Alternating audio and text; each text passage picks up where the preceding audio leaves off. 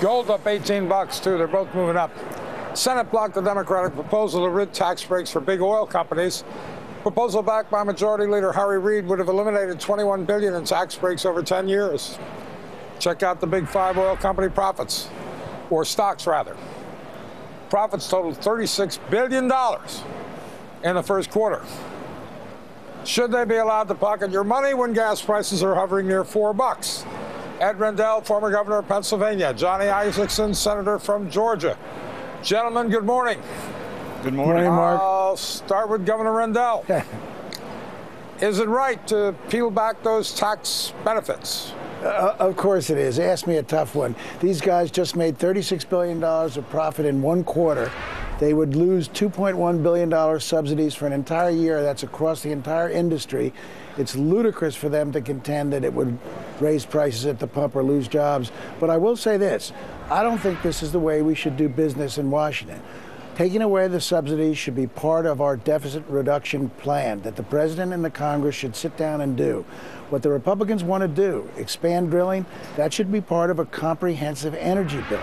We've got to stop screwing around in Washington, doing stuff just to please our bases or our contributors, and we've got to address the problems that face the country in a comprehensive way. Senator, just how wrong is the governor? Well, the governor is absolutely right on the last part of that answer. Let me just talk about the first for a second. It's amazing to me Harry Reid always leaves out the fact that these industries paid $35.7 billion in taxes last year alone, not including rents, royalties, and other non-income tax items. So they are huge income taxpayers already. But Governor Rendell is absolutely right. I concur with the Debt and Deficit Commission. We ought to put everything on the table. We ought to look at all the tax treatments for all industries instead of demonizing one for a political document that's not going anywhere. Governor, this conversation seems to come up cyclically. That is, when the oil industry starts making big profits again. What is it about and I ask this because I think that a lot of Americans out there, particularly here at the stock exchange, wonder, what is it about the oil industry in particular? If there were another industry making record profits and raising prices that consumers pay at the cash register, it doesn't seem like Congress is as up in arms. But when it comes to the oil industry, it's a different story. Well, number one, they're visible.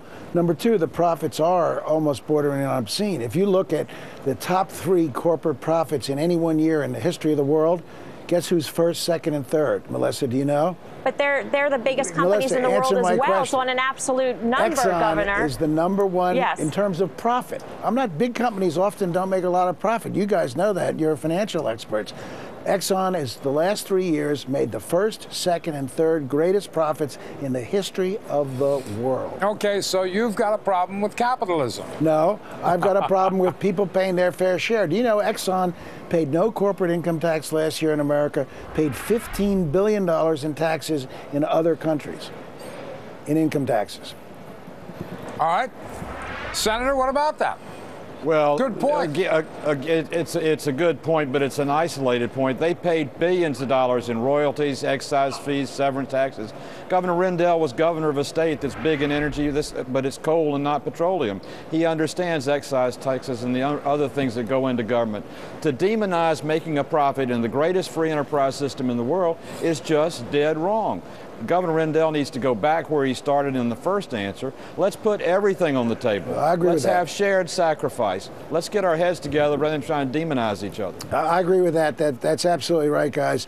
It's crazy to do these isolated bills. We know we need a deficit reduction plan. Let's do it together. And the subsidies should go. But Senator Isakson's right. Not just oil. There are plenty other subsidies and loopholes that should be closed. And in terms of expanded drilling, we need a comprehensive energy bill that pushes renewables, that is conservation prone, that increases drilling, that also does something about nuclear. We've got to do a comprehensive American energy independence bill. Senator, this is slightly off topic, but given what happened and what's in the headlines, I'd like to ask you, because we were talking about, a comprehensive deficit reduction plan, et cetera, et cetera, et cetera. And this morning we learned that Senator Coburn has withdrawn from the so-called Gang of Six. Has that had an emotional impact in terms of how the members feel about finding some middle ground? Well, first of all, he said he's taking a leave. He hadn't quit altogether, and I think that sends the signal that he's frustrated but not through with the process. But I think Governor Rendell and I agree absolutely. We've got to do everything, put everything on the table. This group of 6 that's been working for 10 months is a legitimate effort at doing that. I hope Senator Coburn will come back to the table, and I hope the Senate will allow the best of ideas to flow and come to the floor so we can get ahead of our deficit and ahead of our debt. Yeah, the senator is absolutely right, and Senator Coburn is a great American, and if he's out of it, it's a real body blow. I think he's one of the voices for sanity, and I hope he gets back in. All right, gentlemen, thank you both very much for sharing your thoughts. Appreciate it. Thank you. Governor Ed Rendell, former governor of Pennsylvania, Senator Isakson from Georgia.